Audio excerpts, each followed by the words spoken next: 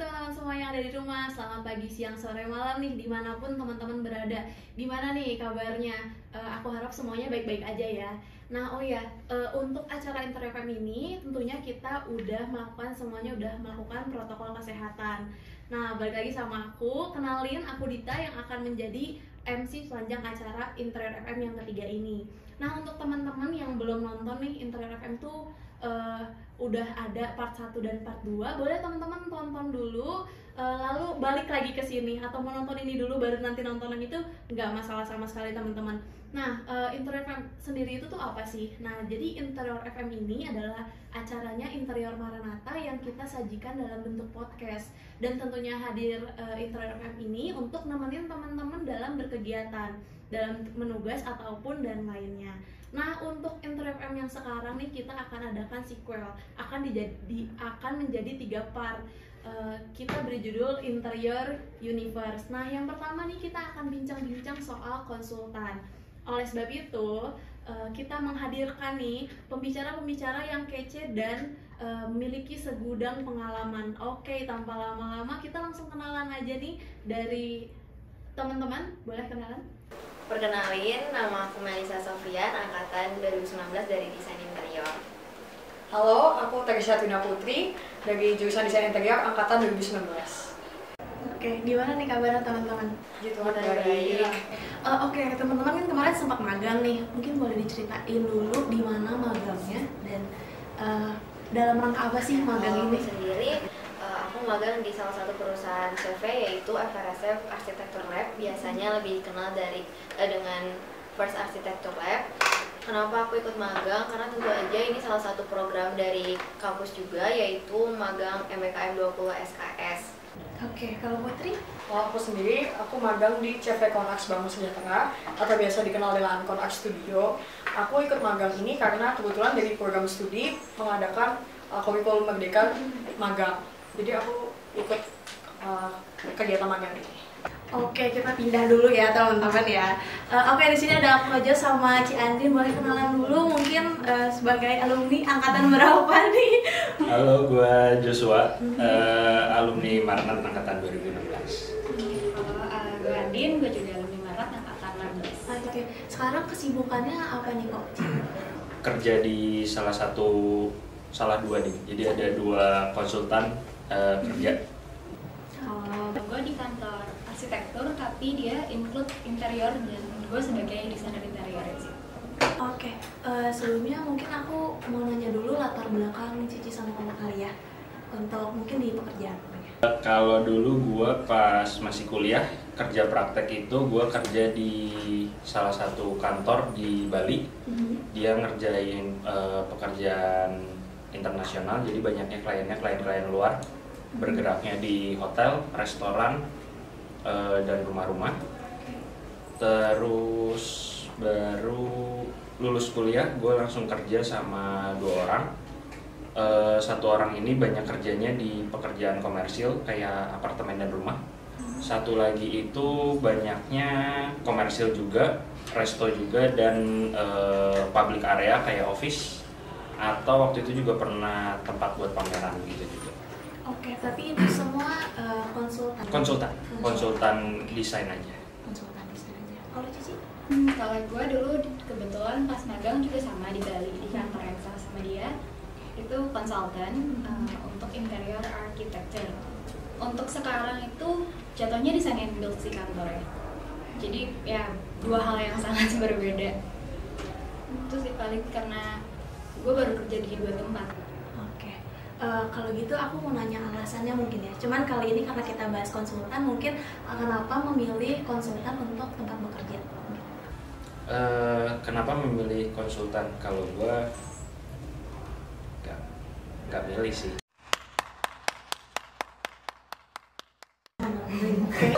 Gue ditawarin buat kerja di salah satu konsultan itu. Jadi kebetulan waktu itu juga udah lulus kuliah, jadi ya udah diterima aja.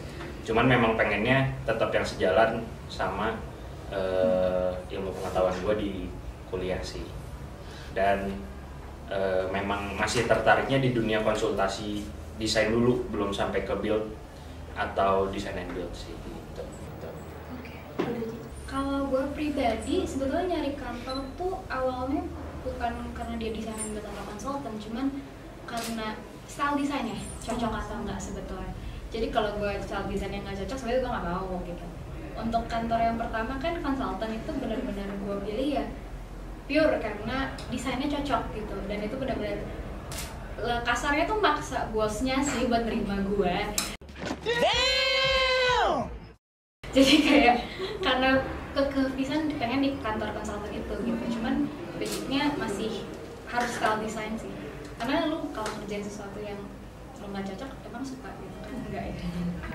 Oke, kalau gitu kita pindah nih ke teman-teman yang magang. Nah, kalau tadi kan mungkin Cici sama Koko lebih ke sejalan dan style design. Nah, kalau teman-teman nih kemarin alasannya memilih tempat magang yang bergerak di konsultan nih, kenapa nih? Oke, kalau aku pribadi karena dari kampus juga menginginkan kita magang di jurusan yang sesuai juga, dan aku juga pribadi lebih suka untuk ngedesain rumah tinggal ataupun komersil yang secara keseluruhan, makanya aku milih untuk kerja di perusahaan yang konsultan sih.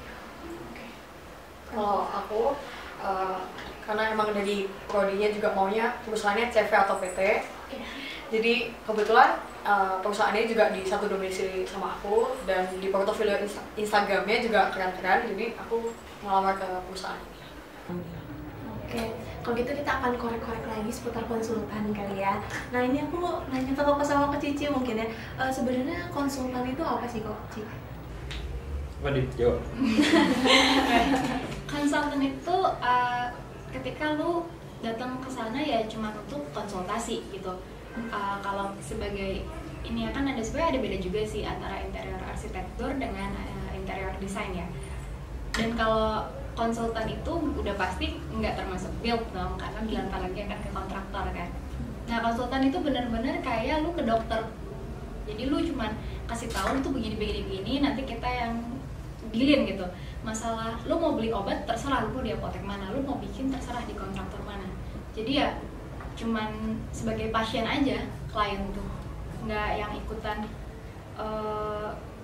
Sebenarnya ada beberapa yang klien yang ikutan atur kontraktor atau apa, tapi konsultan juga bisa ngerekomen kayak kontraktor bisa, tapi sampai situ sama sampai ngecek misalnya rumah jadi benar-benar kayak dokter ya, lu di follow up sampai sembuh gitu.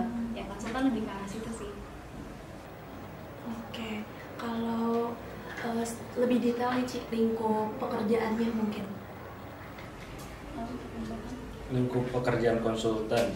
Jadi dari awal itu pasti konsultasi dulu antara klien dan konsultannya. Apa yang mereka mau, biar si konsultannya ini punya gambaran nih proyeknya proyek apa, harapannya seperti apa terakhirnya. Kalau nanti udah mulai masuk proses mendesain, pastinya pertama kita butuh data-data tentang existing yang mau kita desain. Data-data itu bisa dari seandainya rumah memang sudah ada denahnya dari developer, bisa kita pakai. Atau yang kedua, kita juga bisa pengukuran ke site secara langsung. Habis itu setelah pengukuran baru kita mulai tukar pikiran dengan klien dengan cara mood board dan image reference, biar jadi komunikasi antara konsultan dan klien itu paling gampang dengan gambar. Klien pengennya kayak gimana sih? Misalnya pengennya kayak A atau kayak B. Jadi si konsultan ini tuh punya gambaran. Oh, dia pengennya ke arah A. Nanti dari A ini kita turunin. Dari gambar-gambar yang A kita turunin, dapatnya kayak gimana sih setiap ruangnya kurang lebihnya. Setelah itu baru kita mulai proses mendesain. Nah, dari proses mendesain nanti outputnya itu bakal keluar gambar 3 dimensi. Gambar 3 dimensi ini nanti bakal dilihat klien. Dari situ nanti sama konsultan bakal bolak-balik karena pastinya ada revisi. Setelah revisi udah selesai alias kliennya udah setuju nih, oke, gue pengen desain kamar kayak gini, desain living room kayak gini, desain dining room kayak gini, udah selesai. Baru tugasnya konsultan itu untuk membuat gambar kerja. Setelah konsultan membuat gambar kerja dan gambar detail, konsultan itu mempunyai tanggung jawab buat menjelaskan gambar tersebut ke kontraktor. Kontraktornya itu bebas, bisa dari siapa saja. Lalu setelah masa-masa mungkin kan antara klien dan antara kontraktor itu mereka dealing harga dulu kan ya.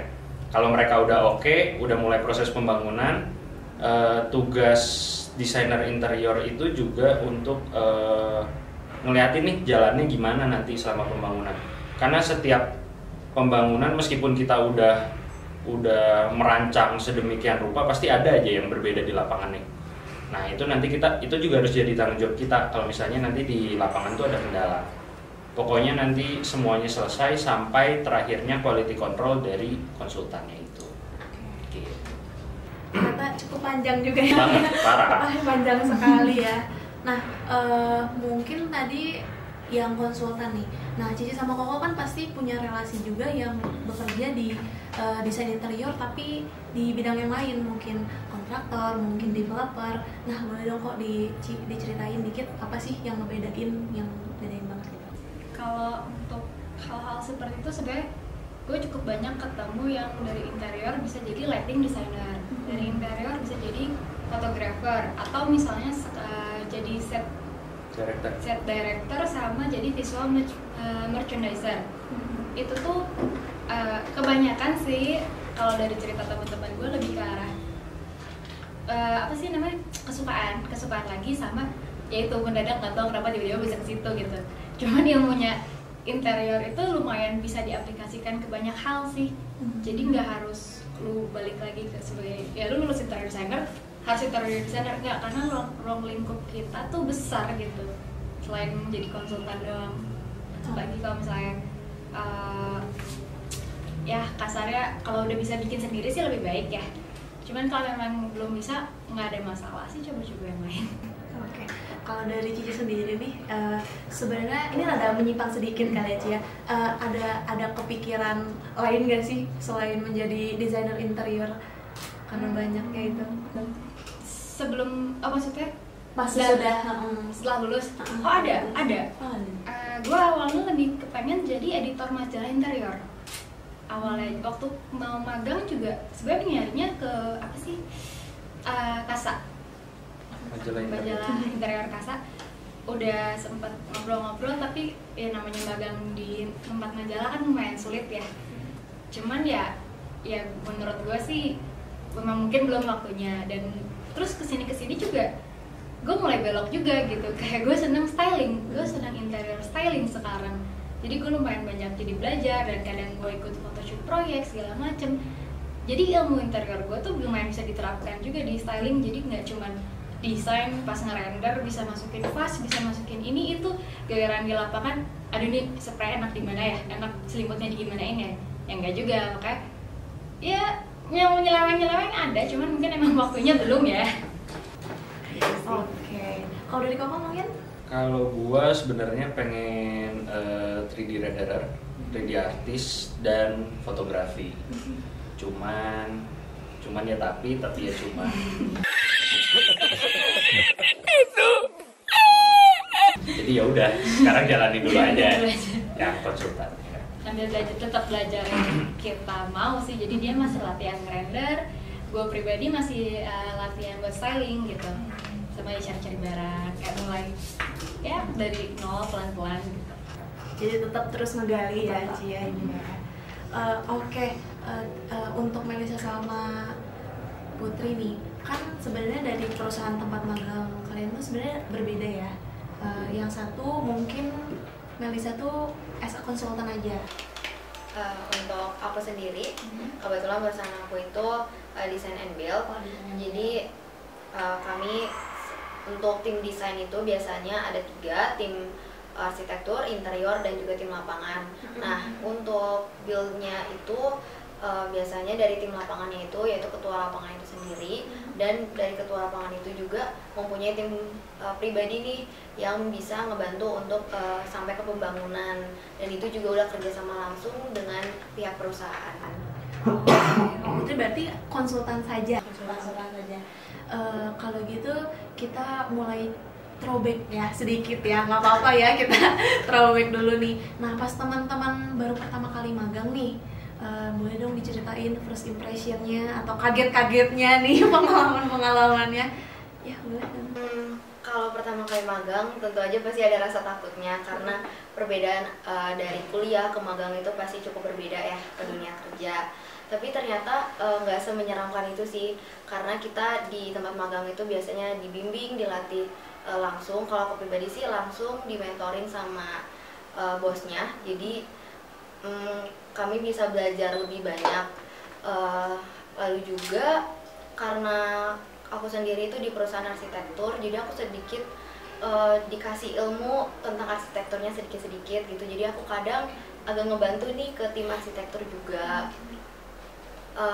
Lalu juga sebenarnya seru aja sih kalau menurut aku pribadi juga lebih suka untuk ke dunia kerja, makanya sampai sekarang juga aku masih lanjut gitu dari semenjak magang karena emang lebih asik aja sih kalau kerja gitu.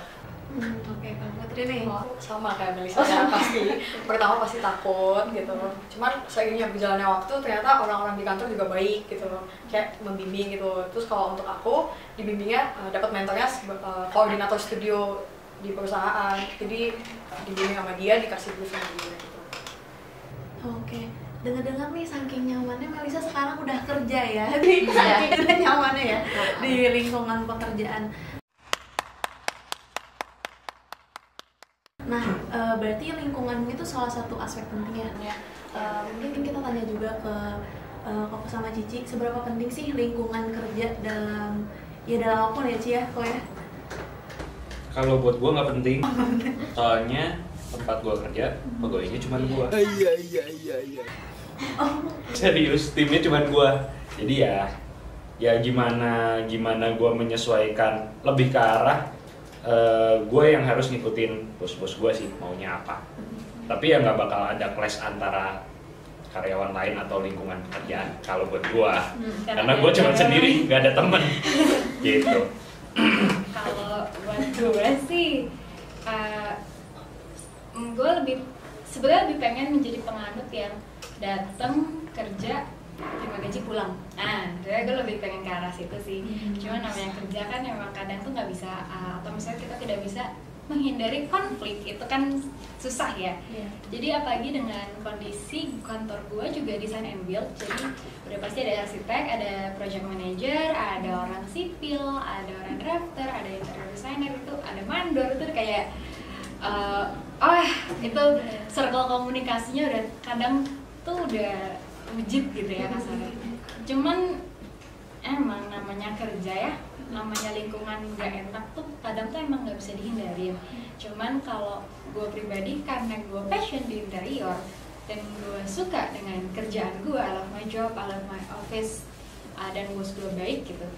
Jadi udahlah yang masalah konflik itu tuh mata aja. Ini kan banyak pihak-pihak terkait ya yang terlibat tentunya dalam suatu proyek. Nah kalau Cici sendiri nih dari banyaknya kepala tentunya bakal banyak ide juga nih. Gimana cara menyeimbangkan gitu dan terjadi satu putusan yang emang udah gong ini? Di kantor gue kebetulan bosnya tuh bisa dibilang dua sih. Jadi itu termasuk sulit ya. Maksudnya kalau untuk antara arsitektur atau interior itu jarang konflik untuk masalah desain karena kita kan dua hal yang terpisah kan sebetulnya kalau di kantor. Jadi ya arsitektur ya, kalau interior misalnya gue mau nambah tembok dong di sini, ya udah gampang tinggal tambah tembok gitu selama tidak mengganggu fasad, karena arsitektur itu kan biasa lebih fokus ke bagian fasad. Nah kalau untuk banyak kepala dan gimana cara idenya bisa jadi satu, itu memang learning by doing sih kata gue. Jadi gue pun awalnya kayak jadi mau yang mana nih, udah gue kasih udah ini, terus dari klien kan udah minta ini, gue udah menyesuaikan klien, sedangkan bos gue sendiri aja nggak setuju gitu loh. Terus gue bingung kayak lah jadi ini ngikutin klien atau ngikutin bos gitu. Jawabannya tetap dia akan ngikutin bos sih, cuman ya itu kalau untuk menjelaskan kayak harus ngambil keputusan yang mana, harus bersikap bagaimana, tetap learning by doing and by situation kata gue. Ya karena ya kadang kan bos misalnya kayak nggak bisa, ini tuh desain begini, dan kadang tuh masih harus dicocokin sama workshop ya. Jadi misalnya dari klien minta bikin ini dong, gini. Kita antara desainer mikir, oh bikin ini nggak mungkin bisa dibuat atau nggak mungkin berfungsi gitu. Di situ kan tugas interior designer ya. Kita komunikasiin ke workshop, ini bisa nggak kayak gini, nggak bisa gini. Nah itu, tapi tuh si klien kekeh. Nah itu gimana caranya biar ide permintaan klien bisa nyatu sama kita interior dan masih bisa dibuat gitu. Ya sebenarnya triknya di situ, cuman ya itu learning by doing sih. Jadi jam terbang juga malu sekali ya. Iya, nggak nutup itu. Oke, mungkin beda sama teman-teman magang kali ya. Mungkin aku boleh tanya dong, dinamika kerja selama di kantor nih, selama teman-teman magang, mungkin boleh dari suasananya, pihak yang terlibat, atau komunikasi dan koordinasi yang terjadi. Oke, untuk di perusahaan aku sendiri, suasananya menurut aku udah cukup nyaman banget karena perusahaan aku tuh di satu wilayah yang cukup lengkap. Jadi sebelahnya ada kafe, ada alfamart juga. Jadi kita sebagai pekerja juga nggak harus yang terus-terusan kerja di dalam ruangan di kantor. Jadi kami diperbolehin nih untuk kalau mau kerja di kafe juga biar lebih fresh. Kalau untuk pihak apa aja yang terlibat, tentu aja yang pertama itu dari pihak digital marketingnya. Jadi klien-klien dan project-project masuk lewat digital marketing, lalu dilanjutin ke tim administrasinya untuk membuat kontraknya, baru lanjut ke tim desain. Nah untuk tim desain itu yang kayak tadi aku sebutin ada 3, yang tim lapangan, arsitek, dan interior. Untuk pertama itu biasanya tim arsitek dan tim lapangan itu survei langsung ke lapangannya, lalu dilanjutin untuk tim arsitek itu membuat fasad sama denah existingnya. Kalau setelah denahnya udah jadi, baru kita meeting sama klien dan lain-lain, baru dilanjutin ke tim desain interiornya sih. Lalu lanjut ke komunikasi dan koordinasinya itu kami biasanya tuh lewat meeting sih. Jadi setiap minggu itu meeting dengan atasan, dengan bos gitu, untuk ngelihat progres desain yang dibuat. Kalau misalnya ada kekurangan juga bisa diperbaikin lagi. Dan kalau untuk sesama desainer itu biasanya kami diskusinya setiap hari. Jadi kalau misalnya ada yang gak bisa atau ada yang bingung, itu bisa langsung didiskusiin. Untuk workflow-nya setiap project, untuk tim magang sendiri tuh ada 2. Yang pertama tuh ada pekerjaan dari kantor. Jadi yang tadi aku bilang, klien masuk lewat digital marketing itu, dan kami ngebuatnya secara tim besar. Nah tapi khusus untuk anak magang itu tuh bakalan dikasih satu kesempatan untuk kami megang project itu sendiri, dari ketemu klien, dari meeting sama kliennya, lalu ngebuat 3D-nya sampai ke lembar kerja, detail furniturnya, sampai nentuin material dan bahkan beli materialnya langsung, sampai ke untuk lapangan juga.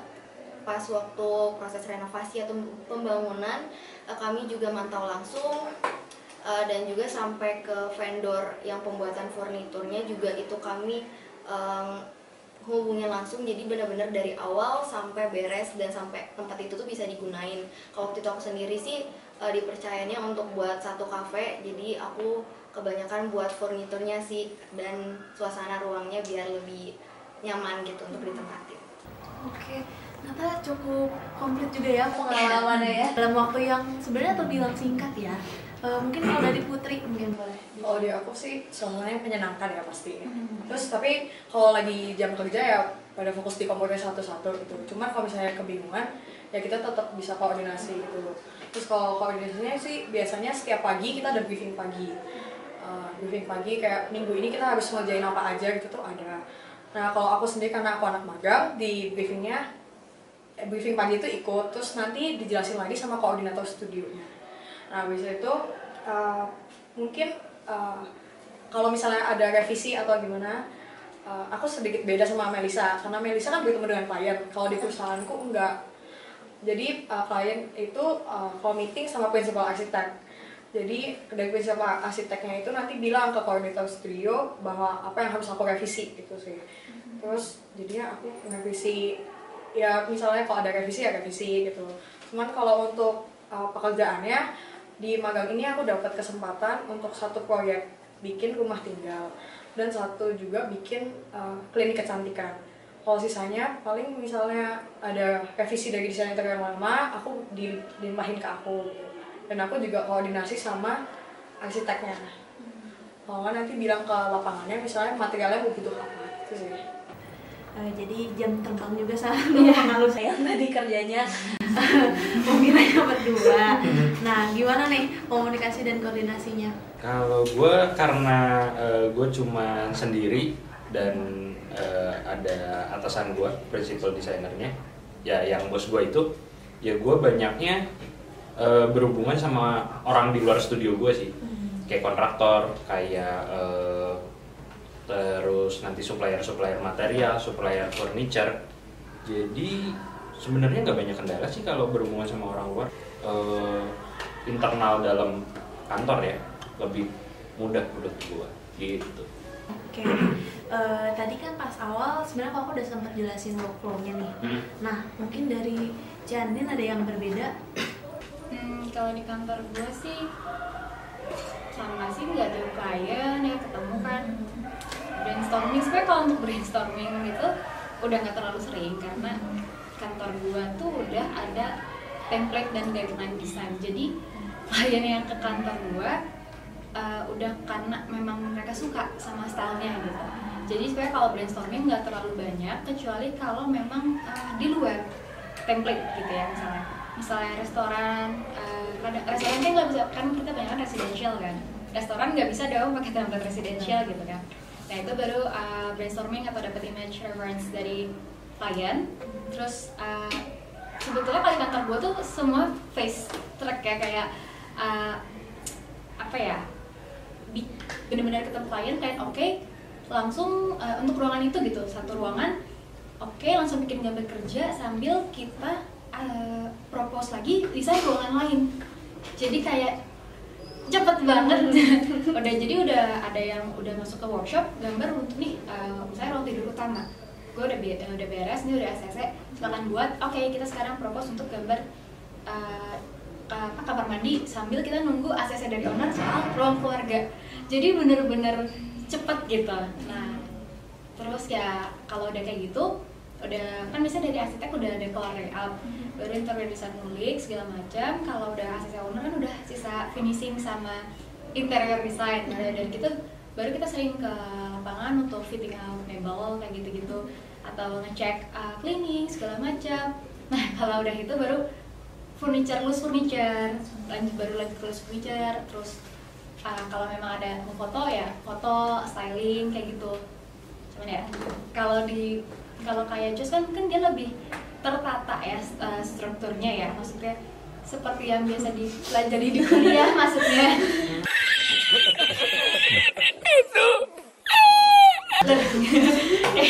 Kalau kita tuh bisa kecampur-campur, jadi di saat kita lagi bikin gambar kerja kita masih bisa dapat image reference gitu, bisa dari nol lagi untuk ruangan lain aja, karena yang lain ya udah masuk workshop gitu.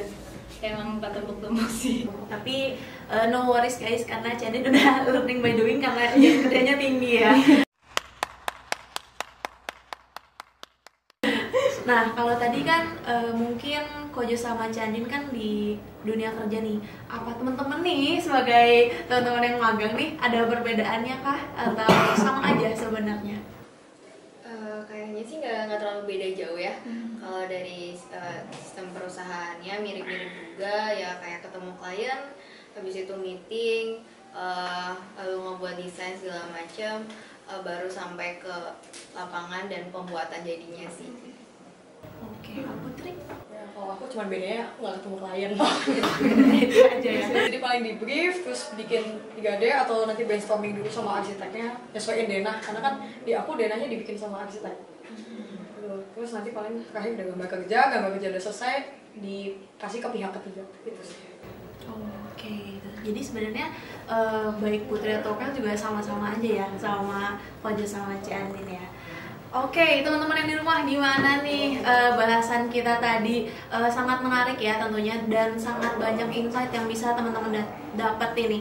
Apalagi untuk teman-teman yang nanti mau magang. Nah, makin buat teman-teman gak ragu dong untuk ikut program MBKM dan ikut magang, dan langsung ngerasain sendiri pengalamannya ya. Nah, selanjutnya kita akan hadir di part 2 nih. Cuman kita akan cukupkan dulu untuk part ini. Jadi teman-teman yang penasaran dan mau melihat keseruan apa lagi sih habis ini, tetap pantengin terus, jangan lupa klik part 2-nya. See you guys.